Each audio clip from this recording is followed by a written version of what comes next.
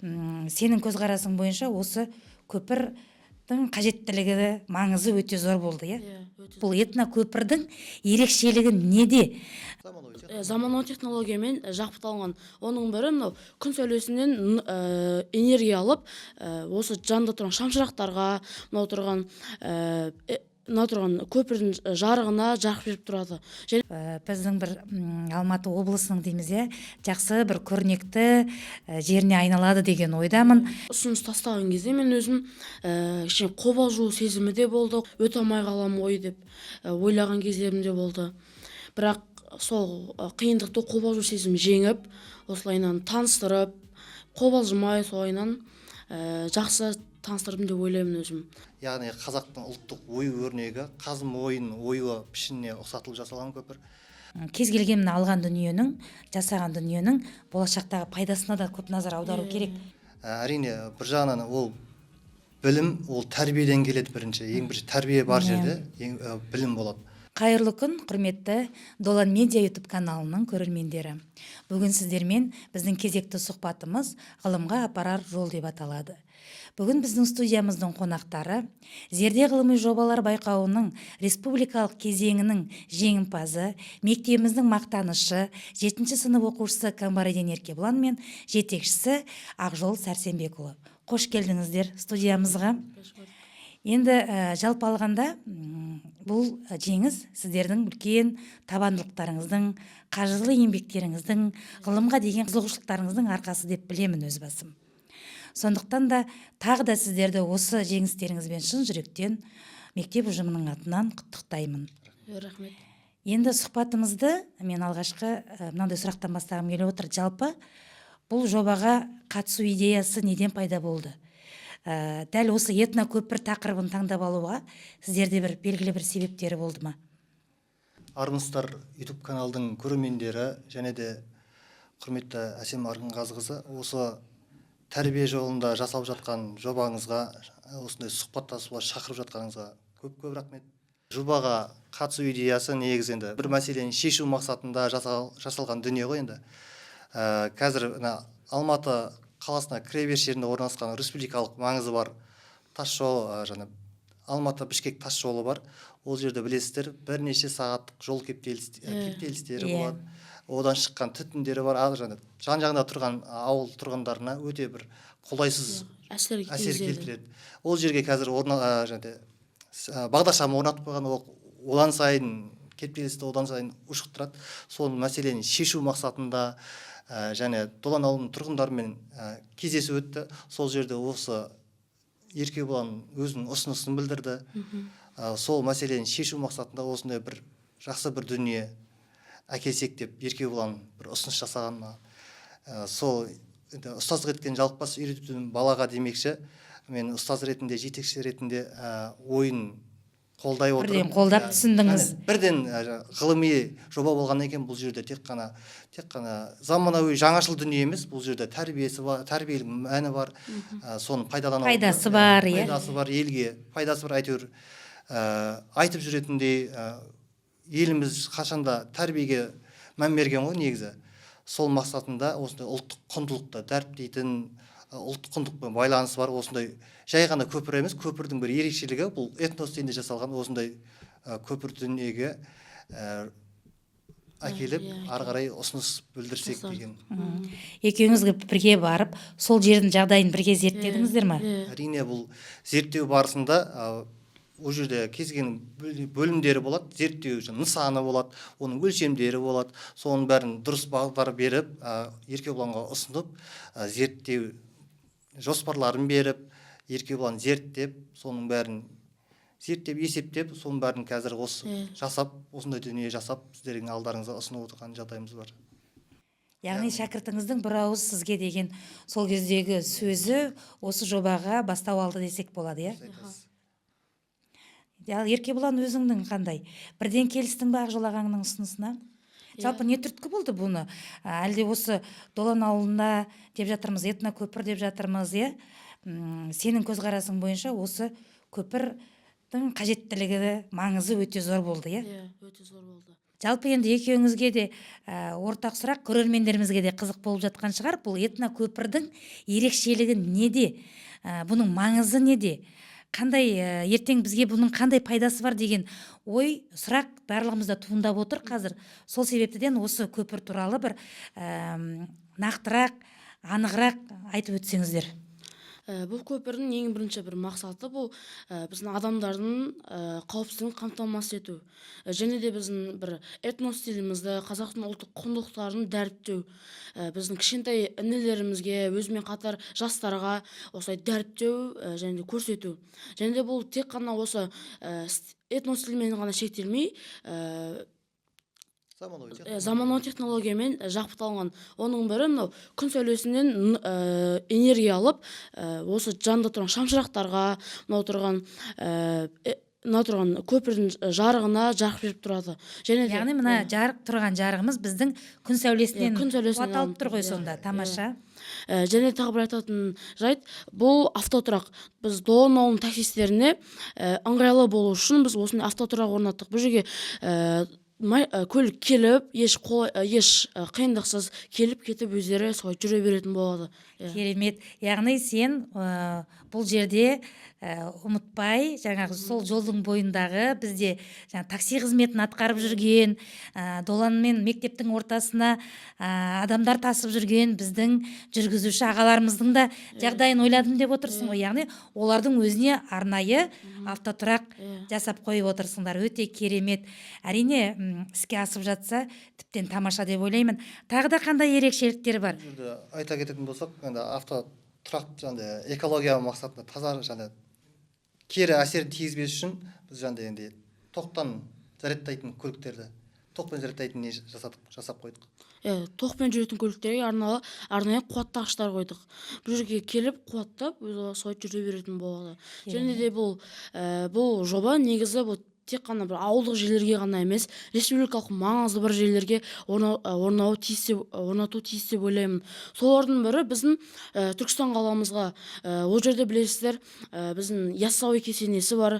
Сол жерде бір көркін ашуға осындай көпірді қойсақ деген бір ой бар, ұсынысым бар. Яғни бұл көпір тек қана осы біздің Алматы облысында емес, сіздердің ұсыныстарыңыз республикалыққа да маңызы бар, сол ұсынсақ деген өздеріңіздің ойларыңыз бар, барлық қалаларға, республикаларға қойсақ деген ұсыныс. Одан кейін бір көпір ғана болып қоймай, бұл Долан ауылының тұрғындарына демалыс алаңы десек те болады. Яғни жан-жағында Долан ауылының тұрғындары келіп, кешкісін сергіту, өздерінің демалу мақсатында осы демалыс алаңы десек те болады. Яғни сіздер осы қарапайым халықтың, тұрғындардың да жағдайын ойлап, кешке жақын бір демалыс орны да айналса екен деп отырсыздар. Одан кейін мен бір байқағаным, егер де мен қателеспесем, бұл жерде бір қазақтың күйі де ойнайтын сияқты болған. Бұл жерде көріп отырсыздар, алдында қобыз бен домбыра бар. Бұл біздің қазақтың ұлттық аспаптарынан, мүсіндерінің қазақтың күйлері, бір әндері, термелері ойнап тұрады. Бұл дейтін біздің білесіздер, Алматы қаласы туризмге бай қала. Сол келген туристерге, өзіміздің осы тұрғындарға бір андай ерекше бір сезім келтіреді деп ойлаймын. Және де біздің қалаға келген қонақтарымыз осы біздің ұлттық құндылықтарды көріп, танысып, дәстүрімізді көріп, мәдениетімізді көреді деп ойлаймын. Мына жерде QR кодтарын қойған екенсіздер. Бұл жерде ол не үшін тұр екен ол жерде? Бұл жерде QR код сканерлеп, мынау асық біздің ұлттық ойындарымыздың бірі асық ойынмен танысуға болады. Және де мынау біздің ұлы ақынымыз, жазушымыз Абай Құнанбаев атамызбен де осы QR-ды сканерлеп, қара сөздермен танысып, өмірбаянымен танысуға және мүмкіндік алады. Бұл біз 3 тілде болады. Ешқандай қиындықсыз телефонмен осылайынан түсіріп. Яғни кез келген, мысалы, ойлап отырсыздар ғой, ертең туристер келеді, енді Алматы үлкен мегаполис, туристер келген кезде, жан-жақтан шетелден қонақтар келген кезде, ешқандай қиындықсыз біздің ұлттық құндылықтармен танысып, бас ақынымыз Абай Құнанбаевтың қара сөздерімен, өлеңдерімен осы жерде QR арқылы 3 тілде танысады деген ойдасыздар. Өте керемет. Тамаша. Ал енді жалпы жасап болғаннан кейін дейміз ғой, енді бұл жобаны жасап әзірлегеннен кейін бір кем-кетік тұстарын байқап, әлі де бір жерлерін толықтырсам екен деген да бір идея келмеді ма сіздерге? Әрине ондай болады. Енді бұл демалыс алаң деп айтқаннан кейін кішігірім бізде андай су бұрқақтар жасау керек болып, сондай қосу керек. Кейіннен сондай су бұрқақтар жетіспей тұр деп ойлап отырсыздар ғой. Әрине демалыс алаңы адамдар демалуына бір жақсы ой келіп тұр сондай. Енді Еркебұлан, мен мына көпірге қарап отырып бір сұрақ туындап тұр менде. Бұл жерден жаңағы адамдар шығып түскен кезде бір ешқандай қандай қиындықтар туындамай ма бұл жерде? Жоқ, туындамайды, өйткені біздің кішкентай балаларға, мүмкіндігі шектеулі адамдарға, қарт кісілерге өте қолайлы болады деп ойлаймын. Өйткені бұл жерде тепшектер жоқ, кәдімгі тегіс, ешқандай қиындықсыз жүріп өтіп түсіп жүре беретін болады. Және қыстың күндері бұл жерде арнайы жылытқыш бар. Сол түскен қарларды ерітіп, еш қиындықсыз жүріп өте беретін болады. Және де мынау біздің өзіміздің көпір Қазмайын ою-өрнегіне ұқсатып жасалынған. Бұл оюымызды бір кезінде ата-бабаларымыздың әйелдері өздерінің әшекей бұйымдарына, киімдеріне таққан. Және де мынау қоршауда тұрған қошқармез ою-өрнектері. Бұл ою-өрнектердің өздерінің бір мән мағынасы бар. Бұлардың мән мағынасы жігерлікті, бір қайсарлықты білдіреді. Және де мынау көріп отырсыздар, мынау көпірде тұрған бұл түйетабан ою-өрнегі. Бұл да бір сондай өзінің ерекшелігі бар. Яғни сіздердің ойларыңызша бұл көпірдің тәрбиелік мәні бар. болашаққа деген, жастарымызға деген тәрбиелік мәні өте зор деп ойлайсыз. Әрине бұл кейін іске асып жатса, біздің бір Алматы облысының дейміз, жақсы бір көрнекті жеріне айналады деген ойдамын. Өте әдемі жобаң іске асып кетуіне мен әрине тілектеспін. Жалпы осы көпірдің дәл сол ауылға қажеттілігін байқадым деп отырсың өзіңде, өте тамаша. Енді Ақжол Сәрсенбекұлы, өзіңізге де сұрақ. Енді сіздің алдыңыздан күніне сан мыңдаған шәкірттер өтеді. Шәкірт тәрбиелеп жатырсыз, қолөнерге баулып жатырсыз. Көптеген шәкірттеріңіздің ортасынан Еркебұланды таңдап алуыңызға не себеп болды? Еркебұлан таңдау себебім, Еркебұлан негізі өте пысықтау жігіт болды. Сөзге де ойын еркін жеткізе алатын оқушы болды. Зеректеу болды. Сол пысықтығының арқасында Еркебұлан жобасын өзін республика дәрежесінде қорғап, өз нәтижесін берді.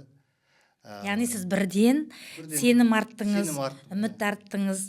Яғни мүмкін сіздің көзіңізге Еркебұланның бір жанарында от болған шығар, бірден байқадыңыз. Жалпы әрбір ұстаздың алдында отырған шәкіртінен кез келген бір шығармашылықты болсын, немесе бір өнерді болсын байқайды ұстаз. Нағыз кәсіби маман өзінің шәкіртінің белгілі бір деңгейін байқайды. Сізде осы Еркебұланның осы ғылымға деген, ең бастысы мен ойлаймын, ғылымға деген қызығушылығын байқадыңыз деп ойлаймын. Енді жалпы Еркебұлан ұстазыңнан өзіңе осындай ұсыныс түсті. Қалай қабылдадың? Ең бірінші ұсыныс тастаған кезде мен өзім қобалжу сезімі де болды, қуаныш сезімі де болды. Өйткені осындай бір үлкен ауқымды жобаға қатыстырып жатқанына бір қобалжу сезімі болды. Бір жағынан өзінде бір қуанасың іштей, мені таңдағанына, өзің таңдағанына, осындай ауқымды жобаға. Бір өте қуанышты сезімде болдым. Керемет, әрине мыңның ішінен, көптеген шәкірттің ішінен өзіңнің алдыңдағы ұстазың үміт артып отырса, үлкен сенімділік білдіріп отырса, әрине ол қобалжу орынды деп ойлаймын. Енді өзің жалпы республика мектепішілік кезеңнен басталды ғой бұл. Мектепішілік, аудандық, облыстық кезеңдердің барлығынан жүлдегер атандың, республикаға жол тарттың.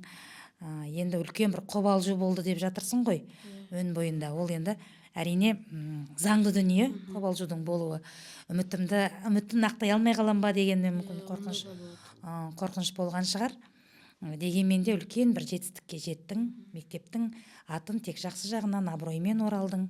Бұл да бір үлкен бір еңбегінің жемісі деп білемін. Енді жалпы бұл ғылыми жоба несімен баурап алды? Әлде бұрыннан ғылымға деген өзіңде қызығушылық бар ма еді?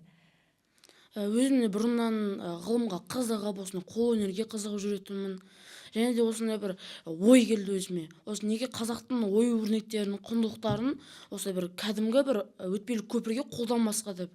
Өйткені қазір бұл көпірді барлық адам көреді. Тіпті көлікпен өткен адамдар да көреді.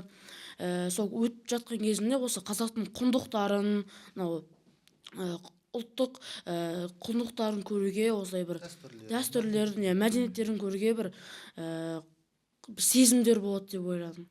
Өзіңнің бойыңда бір еліңе деген, халқыңа деген, ұлтыңа деген бір үлкен бір мақтаныш сезімі, осыны қалай көрсетсем екен, қалай ұлықтасам екен, ұлттық құндылықтарды қалай жаңағы жарияласам екен деген бір ой туындады деп отырсың.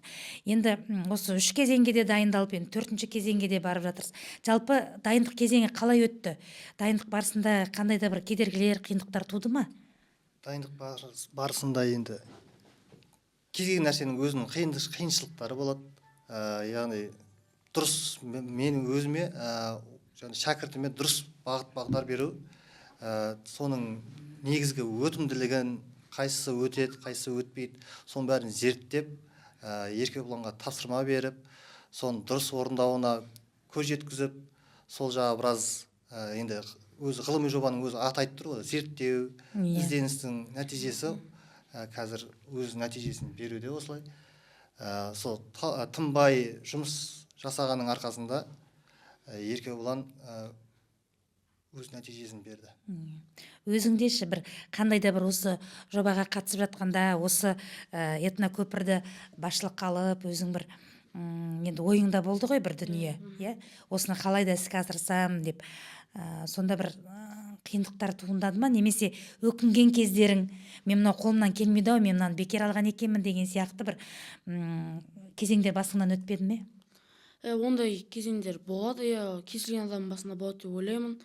Өйткені осындай бір ауқымды үлкен жобаға қатысып жатқанымда осындай бір ойлар мазалайды, қобалжу сезімдері болады. Бірақ негізі адам өзі қызығушылығы болса, ешқандай кедергі жоқ деп ойлаймын. Мен өзім ғылымға кішкене қызығушылығым болды. Соның арқасында ізденісте жүріп, зерттеп, ағайымның бағыт бағдарына сүйене отырып, осылайынан алып шықтық. Бір қатты қиындық болған жоқ деп өзім ойлаймын солайынан. Мен де ойлаймын, себебі сенде бұл жобаға деген өзіңде бір қызығушылық, ниет болды. Енді адамның ниеті болатын болса, кез келген істі қолға алып дамытуға болады. Енді әрине үлкен додаға қатыстың, сонау Астананың төріне барып, қаншама республикадан, жан-жақтан әртүрлі жобалар келді ғой енді. Өзіңнен де бір мықты кездескен, мына менен басып озады-ау деген сияқты бұл өзіңе қарсыластар кездесті ме сол жобада? Кездесті. Мен онда ойда болды, өте алмай қалам ой деп ойлаған кездерім де болды. Бірақ сол қиындықты қобалжу сезім жеңіп, осылайынан таныстырып, қобалжымай солайынан жақсы таныстырдым деп ойлаймын өзім. Ондай жобалар өте көп болды, мықтылар да кездесті. Сол мықтылардың арасында бір менікі бір ерекшелеу болған, өзіме сондай сезім пайда болды, ерекше екенін. Оларда этнос тілінде жасалғандары да болды, байынан кәдімгі түрлері де болды. Соның арасында бір өте ерекшесі деп өзім ойлаймын. Яғни өзіңнің жұмысыңа ерекше деп өзің іштей баға беріп, жалпы жетістікке жететініңе іштей көзің жетіп, сенімді болып тұрдың ба? Енді ол жерде өзіңе бір қатты ұнаған басқа жаңағы шәкірттердің де, басқа республиканың оқушыларының да бір өзіңе ұнаған жобалар болды ма? Болашақта мен осыны да іске асырсам, мен де осылай жасасам деген өзіңде ой туындап келді ме? Туындады. Осы жобаға тағы да бір заттар қосуға бір ой келді. Тағы да бір осы біздің экологиямызға бір жақсы көмек тисін деген оймен осылайынан бір ойлар келді. Қосу мақсатында осылайынан біз солайынан көрдік. Бір жағынан бізде ол жерде көптеген пайдалы заттар болды. Солардың арасында бір маған қатты ұнағаны біздің ою өрнектерді қолдан жасап, матадан, теріден қолдан жасап, сол шығарғандары. Өйткені қазір білесіздер, қолөнер өте бағалы. Иә, дұрыс өте айтасың. бағалы. Соның арқасында да осылайынан бір додада жеңіп шықтым деп ойлаймын өзімде бір. Иә. Әрине, бұл жерде табандылық, өз-өзіне сенімділік те өте сенімділік. қажет. Біз енді өз басымыз куә болдық. Ақжол ағаң өзіңді жаңа пойызға шығарып салған кезде, сенің Астанаға кеткен кездегі әрбір уақытыңа уайымдап, сенен кері байланыс күтіп жүргені біз куәміз. Қатты уайымдады десек те болады. Енді қазақта сөз бар ғой, баласы атқа шапса, ата-анасы тақымын қысар деп. Жаңағы Ақжол ағаң тақымын қысып күнде уайымдап жүрді. Енді жалпы Әділқазылар алқасы өзіңе жеңімпаз екеніңді атап айтқан кезде қандай сезімде болдың? Өте қуанышты сезімде болдым, өйткені осындай бір үлкен жобаны, артыма арқаған үмітті, сенімді мен ақтадым деген бір өзімде қуаныш сезімі болды. Өйткені мен артымда қаншама ұжым, қаншама мұғалімдер, өзім ата-анам, бауырларым, достарым деген секілді адамдар маған үміт артты. Солардың үміттерін ақтағаныма мен өте қуанышты болдым. Және де бір болады ғой, бір қуаныш сезімі, қатты қуанасың, бір артынан бір жүк үзіліп түскендей болдым, сондай бір әсерде болдым. Бұл да мен ойлаймын, Ақжол мырза келіседі деп ойлаймын, бұл да бір еркебұланның жауапкершіліктің жоғары екендігін көрсетеді деп ойлаймын. Себебі кез келген оқушы енді ондай қатты қобалжып, мүмкін жауапкершілікті сезінбейтін де болуы мүмкін. Бірақ сен өзіңе артқан үмітті, өзіңе артқан мынандай үлкен сенімді ақтасам деген бір үлкен жауапкершілік тұрды мойныңда. Әрине, ондай бір патриоттық сезіммен өзіңді тек жақсы жағынан көрсеткеніңе біз қуаныштық, қатты қуандық. Енді Ақжол мырза, өзіңіз қандай сезімде болдыңыз? Сізге шүйінші жаңалық жеткен кезде сонау Астанадан? Мен еркебұлан жарысқа кіріп бара жатқанға дейін мен ұялы телефонмен сөйлесіп отырдым, осылай сөздерін айтып, қайта есіне түсіріп. Әрине тақымымызды қысып, сөздерін жалынып қалмаса екен, айтатын сөздерді ұмытып қалмаса екен, ойын дұрыс жеткізе алса екен деп. Осы бұл жеңіс өзінің арнайы дайындықпен жасалғаннан кейін, дайындық өзінің нәтижесін беріп, кедергілерден өтті десем болады. Яғни мен өзім сенген үмітімді ақтады. Бірақ бәрібір қорқыныш сезімі немесе бір сенімсіздік пайда болған уақыттар болды ма? Қорқыныш сезімі әрине бұл енді жай аудан емес, бұл облыс емес, бұл республикалық жарыс болғаннан кейін кез келген адам өзінің жақсы жұмыстарын, жобаларын ұсынғаннан кейін бір сезім болады, қалай болады екен деген.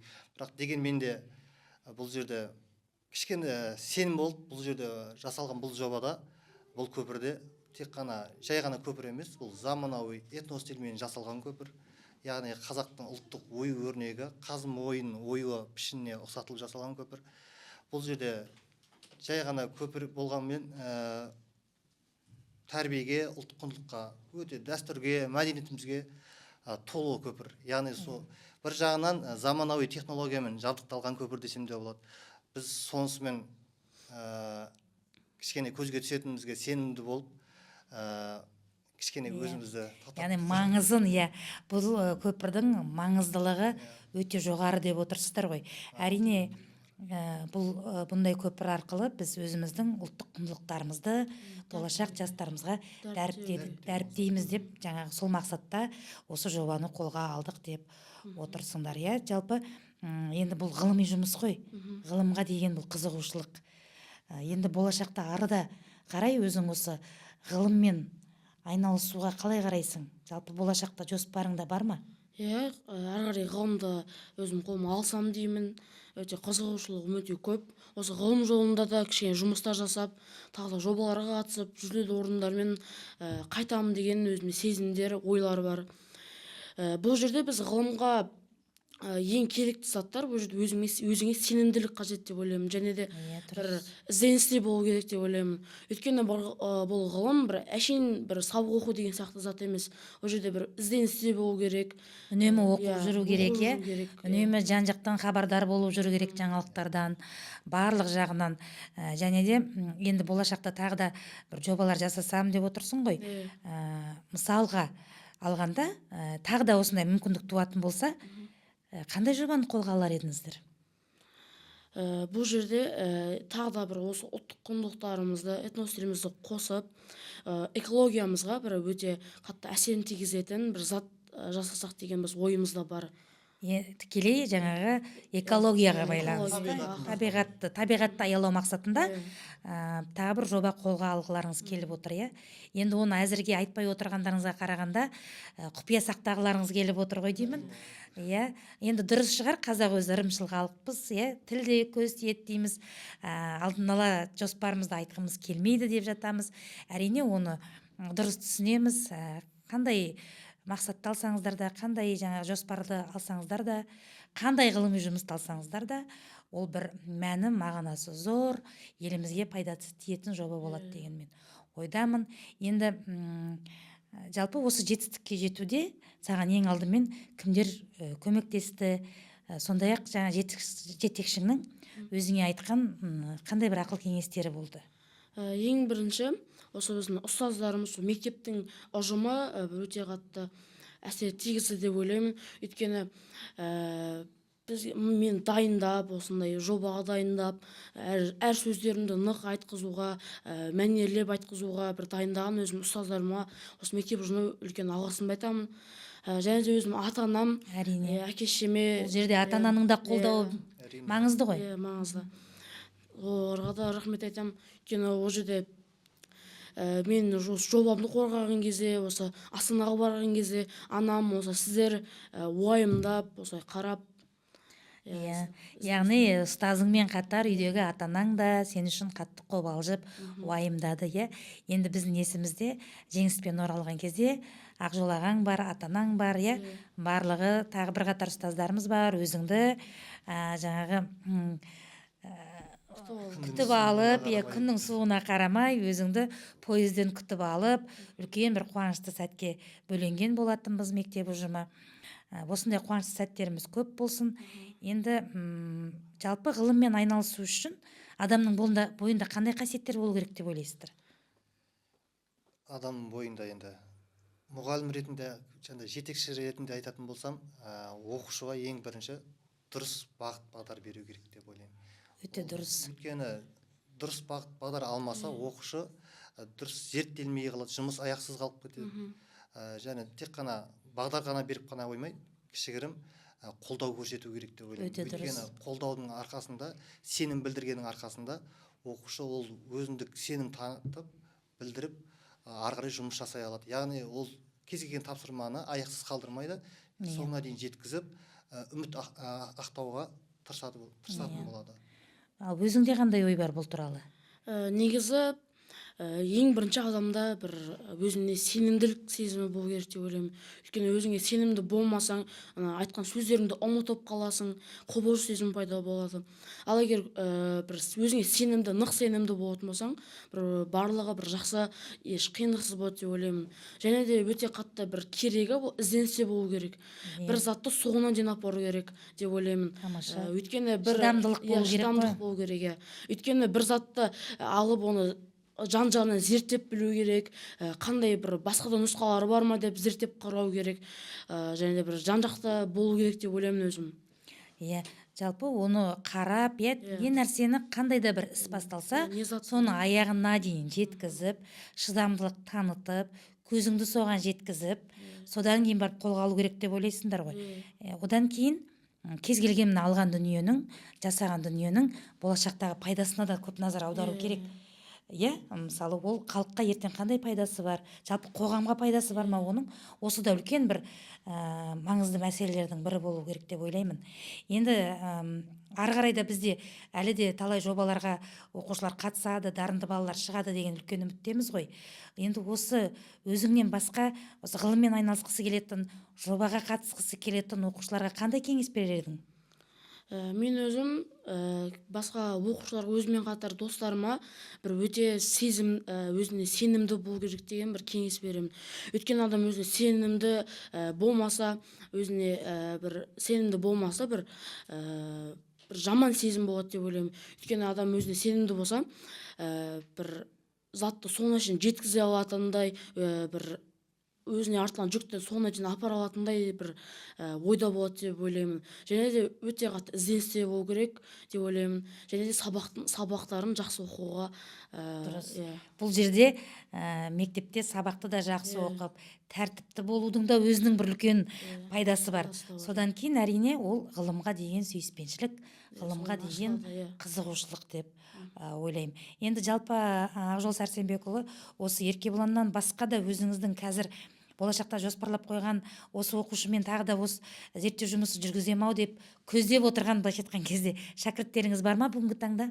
Әрине ондай оқушылар көп, бірақ соның ішінде зерегін сенім арта алатын, сенімді ақтай алатын оқушыларды таңдау өте қиын негізі. Әрине бір жағынан ол білім, ол тәрбиеден келеді бірінші. Ең бірінші тәрбие бар жерде білім болады. Менің қарайтыным ең бірінші тәрбиесі жағынан қараймын. Яғни тәрбиелі Тәрбиеге көп назар аударам дейсіз ғой. тәрбиеге. Ал тәрбие бар жерде білім дұрыс бағдар берсе, оқушы ары қарай алып кететінін ол кәміл сенемін. Иә, енді әрбір оқушының бойында бір жақсы қасиет болады. Әр оқушының өзіндік бір белгілі бір салаға қызығушылығы болады, иә. Соны уақытында көре білу, керек. иә, ұстаздың тікелей міндеті. Иә, бұлақ көрсең көзің аш деп жатады ғой. Сол бұлақтың көзін аша білу керек. Сол кезде біздің осындай Еркебұлан сияқты шәкірттеріміз көп болады деп ойлаймын. Енді Еркебұлан, жалпы бос уақытында тағы да немен айналысасың? Мен бос уақытымда түрлі кітаптар оқып, және де оның бір ең өзіме қатты ұнайтыны ән айтамын. Өйткені мен өзім бір хоббим десем де болады оны. Өйткені мен өзім ән айтып, өзімді бір андай бір қиын заттерден өзімді алып шығамын деп ойлаймын, және өзіме бір миыма бір тыныштық сезімдерін береді деп ойлаймын, және өзім қатты ұнатқаннан соң осылайынан ән айтып тұрамын арасында. Бос уақытыңда ән айтасың, яғни кітап оқимын деп жатырсың, ғылымға қызығамын деп жатырсың. Әрине болашақта осы армандарыңның орындалып, өзіңнің тілеген тілектерің орындалып, мақсатыңа жетуіңе біз шын жүректен тілектеспіз. Өзіңдей шәкірттеріміз мектебімізде көп болсын. Енді бұл жеңіс біздің жалпы ұжымның жеңісі деп білемін. Сондай-ақ ата-анаңның үлкен жеңісі деп білемін. Енді осындай шәкірттеріміз, зерек шәкірттеріміз, ғылымға деген қызығушылық артқан шәкірттеріміз мектебімізде көп болсын деп тілеймін.